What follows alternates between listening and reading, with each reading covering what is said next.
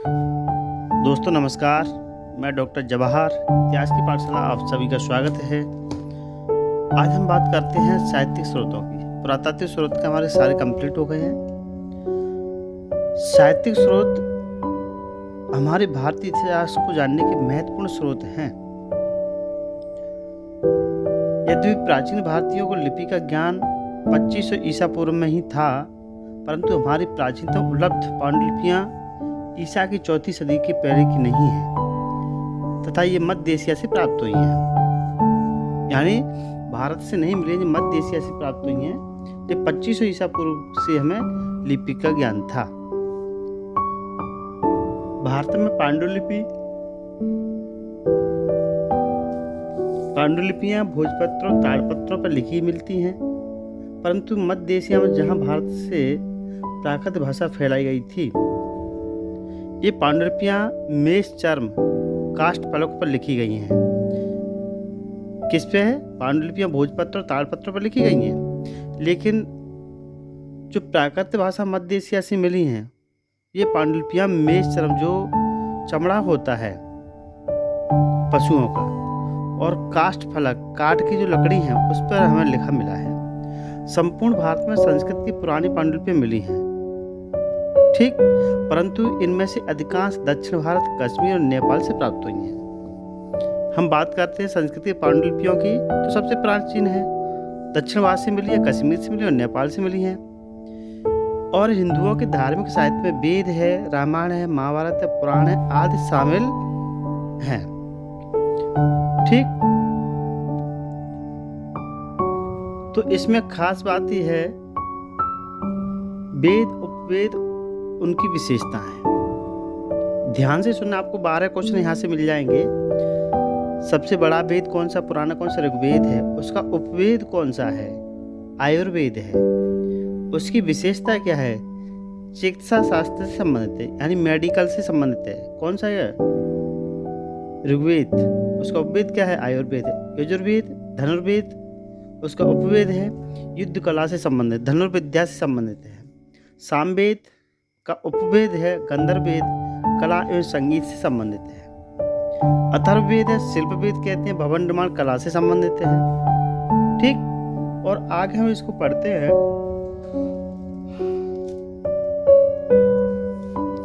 ऋग्वेद को 1500 से 1000 ईसा पूर्व के लगभग को मान सकते हैं, लेकिन अथर्ववेद, यजुर्वेद, ब्राह्मण ग्रंथ, आरण्यकों और उपनिषदों को 1000 ईसा पूर्व, 500 ईसा पूर्व के लगभग को माना जाता है, ठीक।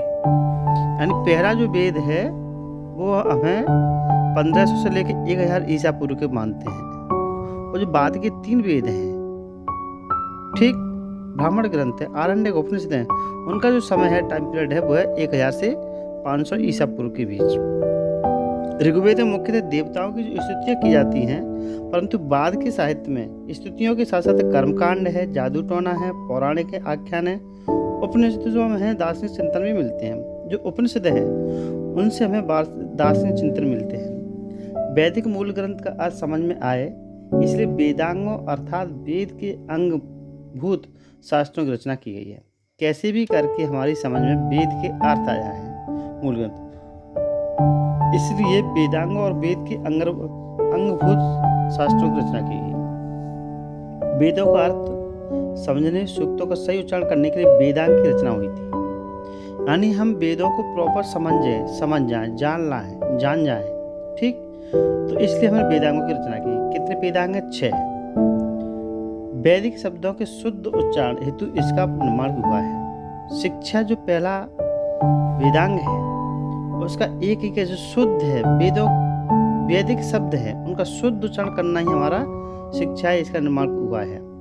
कल्प, वैदिक कर्मकांडों को संपन्न कराने हेतु विधि और नियम दिए गए, जिसको हम कल्प के नाम से जानते हैं। व्याकरण, इसमें नियमों एवं धातुओं की रचना एवं उपसर्ग प्रत्यय के प्रयोग हेतु नियम हैं। यानी व्याकरण की हम बात करते हैं, उपसर्ग है, धातुओं की रचना है, प्रत्यय है, और इसके जो नियम हैं वो सब व्याकरण में आते हैं। निरुक्त, शब्दों की व्युत्पत्ति हेतु नियम, यह भाषा शास्त्र का प्रथम ग्रंथ माना जाता है। यास्क ने निरुक्त की रचना की है। आपसे कोई पूछा कि निरुक्त किसे कहते हैं, तो शब्दों की जो व्युत्पत्ति होती है उसके नियम हैं। भाषा शास्त्र कहाँ से उत्पन्न हुआ है? प्रथम ग्रंथ माना जाता है निरुक्त को। वही आस्क ने इसकी रचना की है। छंद, वैदिक साहित्य में गायत्री, त्रिष्टुप, जगती, बृहति का प्रयोग किया जाता है छंद में। गद्य पद्य जो होते हैं। ज्योतिष, इसमें ज्योतिष शास्त्र के विकास को दिखाया गया है। इसके प्रसिद्ध आचार्य लगध मुनि हैं। ठीक। सूत्र लेखन का सबसे विख्यात उदाहरण पाणिनि का व्याकरण ग्रंथ अष्टाध्यायी है, जो ईसा पूर्व के आसपास लिखा गया था। पाणिनि ने अपने समय के समाज, अर्थव्यवस्था और संस्कृति पर गहन प्रकाश डाला है। महाभारत, जिसे व्यास की कृति माना जाता है, संभवतः 10वीं सदी ईसा पूर्व से 4वीं सदी ईसा पूर्व की स्थिति का आभास होता है। पहले इसमें केवल 8800 श्लोक थे तथा इसका नाम जय संहिता था, जिसका अर्थ विजय संबंधी संग्रह ग्रंथ है। कालांतर में इसके श्लोकों की संख्या बढ़कर 24,000 हो गई है। वर्तमान में महाभारत में कितने श्लोक हैं? 24,000। वर्तमान में इस महाकाव्य में 1 लाख से अधिक और हो गए हैं, यानी 1 लाख से अधिक श्लोक हो गए हैं। तदनुसार सहस्त्रास्त्री संहिता महाभारत कहलाने लगा है। सतसहस्त्री संहिता या महाभारत कहा जाने लगा है। इससे तत्कालीन राजनीतिक, सामाजिक, धार्मिक स्थिति का ज्ञान होता है। क्या है? इससे राजनीतिक, सामाजिक, धार्मिक स्थिति का ज्ञान होता है महाभारत से। वाल्मीकि रामायण की हम बात करते हैं तो 6,000 श्लोक थे, जो बढ़कर 12,000 श्लोक हो गए। वर्तमान में इसमें 24,000 श्लोक हैं। इसकी रचना ईसा पूर्व 5वीं सदी से प्रारंभ हुई थी, जिसकी रचना महाभारत के बाद हुई प्रतीत होती। यानी कहा जाता है रामायण बाद में लिखी गई है, महाभारत पहले का है। राजाओं के द्वारा कराए जाने वाले अनुष्ठान, 3 उच्च वर्णों के धनाढ़ पुरुषों द्वारा किए जाने वाले अनुष्ठान और सार्वजनिक यज्ञों के विधि विधान स्रोत सूत्र में दिए गए हैं। जो यज्ञ कराते हैं राजा महाराजा, अनुष्ठान कराते हैं, वो 3 उच्च वर्ण के जो लोग हैं वो कराते हैं, और इसको हम विधि विधान के रूप में जानते हैं, स्रोत सूत्र से मानते हैं। जात कर्म, जन्माष्टमी, नामकरण है, उपनयन है, विवाह है, श्राद्ध है आदि घरेलू पारिवारिक अनुष्ठान के विधि विधान गृह सूत्र में पाया जाता है। घर से संबंधित जो भी काम है, जात कर्म है जिसको जन्माष्टमी कहते हैं, नामकरण को बच्चा पैदा हुआ उसका नाम रख दिया, उपनयन संस्कार है, दुज बना रहे हैं, उससे जनेऊ धारण करवा रहे हैं, विवाह है, शादी हो रही है, बारात जा रही है, बीवी घर में आ रही है, श्राद्ध है, दादा मर गए तो उनके श्राद्ध कर रहे हैं। घरेलू पारिवारिक अनुष्ठान को विधि विधान के हिसाब से गृह सूत्र में मानते हैं। स्रोत सूत्र गृह सूत्र दोनों में 600 ईसा पूर्व से 300 ईसा पूर्व के बीच के आसपास के हैं। तो ये जानकारी मैं समझता हूँ आप लोगों को नहीं मिल रही होगी। वैदिक मूल ग्रंथ का अर्थ समझ में आए, इसीलिए वेदांगों में अर्थात अंग की रचना की गई है। ठीक, अंगभूति। आगे आता है श्लोक सूत्र। यज्ञ वेदी के निर्माण के लिए विविध प्रकार के मापों के विधान है। अगर आप यज्ञ वेदी बनाते हो, उसका निर्माण के लिए कितने इंची या कितने फुट के मान वेदी का होना चाहिए, उसका श्लोक सूत्र में दिया। ज्यामिति और गणित का अध्ययन वहीं से प्राप्त होता है। प्राचीन बौद्ध ग्रंथ में पाली भाषा में लिखे गए थे। यह भाषा मगध अर्थात दक्षिण बिहार में बोली जाती थी। कौन सी? पाली। इन ग्रंथों में हमें केवल बुद्ध के जीवन के विषय की ही नहीं, बल्कि मगध, उत्तरी बिहार और पूर्वी उत्तर प्रदेश के अनेक शासकों के विषय की जानकारी भी मिलती है। ठीक। और ऐसा विश्वास था कि गौतम के रूप में जन्म लेने से पहले बुद्ध 550 से अधिक पूर्व जन्मों से गुजरे थे, जिनका वर्णन जातक कथाओं में मिलता है। जातक कथाएं बौद्ध धर्म के सुदृढ़ निकाय का 10वां भाग है। ये महात्मा बुद्ध के पूर्व जन्म संबंधी कथाएं हैं। ये कथाएं बुद्ध की बोधिसत्व प्राप्त करने की उद्यमशील अवस्था को दर्शाती हैं कि किस तरीके से जो तथागत हैं, गौतम बुद्ध हैं, वो बोधिसत्व बने थे। जैन ग्रंथों की रचना प्राकृत भाषा में है। ईसा की 6वीं शताब्दी में गुजरात के वल्लभी नगर में उन्हें अंतिम रूप से संकलित किया गया है। ठीक है, जैन ग्रंथों को।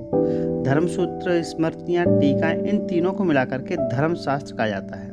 अब आपसे पूछा जाएगा धर्मशास्त्र किसे कहते हैं? तो धर्मसूत्र है, स्मृति और टीका है। धर्मसूत्र का संकलन 500 ईसा पूर्व से 200 ईसा पूर्व के बीच हुआ है। कौटिल्य का अर्थशास्त्र अत्यंत महत्वपूर्ण विधि ग्रंथ है। कौन सा ग्रंथ है? विधि ग्रंथ है। यह 15 अधिकरण यानी चैप्टर में खंडों में विभक्त है। इसमें प्राचीन भारतीय राजतंत्र एवं अर्थव्यवस्था को अध्ययन के लिए महत्वपूर्ण सामग्री मिलती है। कालिदास ने काव्य और नाटक लिखे जिनमें अभिज्ञान शाकुंतलम सबसे प्रसिद्ध है। ठीक, शकुंतला की कहानी है। कुछ प्राचीनतम तमिल ग्रंथ भी हैं जो संगम साहित्य में संकलित हैं। राजाओं द्वारा संरक्षित विद्या केंद्रों में एकत्रित होकर कवियों और भारत में भाटों ने 3-4 सदियों इस साहित्य का सृजन किया। ऐसी साहित्य सभा को संगम कहते हैं। ठीक, संगम किसे कहते हैं? राजाओं द्वारा संरक्षित विद्या केंद्रों में एकत्रित होकर कवियों और भाटों ने 3-4 सदियों में इस साहित्य का सृजन किया। ऐसी साहित्यिक सभा को हम संगम कहते हैं, साहित्यिक सभा को। इसलिए इस समय लिखी गई संपूर्ण साहित्य संगम साहित्य के नाम से जानते हैं। संगम ग्रंथ वैदिक ग्रंथों से विशेषकर ऋग्वेद से विभिन्न प्रकार के हैं। ये धार्मिक ग्रंथ नहीं है। इसके अंतर्गत अनेक कवियों ने मुक्तकों व प्रबंध काव्यों की रचना की है जिनमें बहुत से नायकों वीर पुरुषों के नायकों को गुणगान किया गया है। संगम साहित्य के प्रमुख ग्रंथ है तोलाकाव्य में, शिल्पकार में है, मणिमेखली है। संगम ग्रंथों में बहुत से नगरों का उल्लेख मिलता है। इनमें निम्न उल्लिखित कावेरीपट्टनम का समृद्धिपूर्ण अस्तित्व पुरातत्व साक्ष्य से प्रमाणित हुआ है। ईसा की 11वीं सदियों में प्रायद्वीप तमिलनाडु के लोगों के सामाजिक आर्थिक राजनीतिक जीवन के अध्ययन के लिए संगम साहित्य एक महत्वपूर्ण स्रोत माना जाता है। ठीक इस तरीके से हमारा जिस साहित्यिक स्रोत का वीडियो है, अगर आपको अच्छा लगता है शेयर कीजिए, कमेंट कीजिए, लाइक कीजिए और बेल आइकन जरूर क्लिक करें जिससे नया नोटिफिकेशन आपको मिलता है। अंत में ये कहता हूँ, पढ़ते रहिए, बढ़ते रहिए, स्वस्थ रहिए, मस्त रहिए। धन्यवाद।